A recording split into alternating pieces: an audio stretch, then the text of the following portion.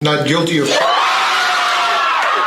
No one would have thought that an 83-year-old man would become a bank robber, let alone a former soldier. On November 20th, 83-year-old veteran Forrest Lytle was arrested for robbing a PNC bank on Mahoning Avenue. Police investigated surveillance footage from the bank in nearby streets, and videos showed that Lytle had appeared at the door of the bank many times but never walked in. At first, people didn't care about the elderly man, until the next day, Lytle walked into the bank and threatened the teller to hand over all the cash on the counter, saying that he was carrying a weapon. Half an hour after the robbery, the police used the GPS signal that tracks currency to find Lytle and quickly arrested him. Lytle said he never thought he would rob a bank, but because his wife was diagnosed with intestinal cancer 5 years ago, the high medical bills almost consumed all the couple's savings, and the insurance company refused to pay because the medical expenses were too high. Faced with financial, stressful, and lack of support problems, he reached the brink of collapse, so he could only choose to rob a bank to ease the high medical expenses.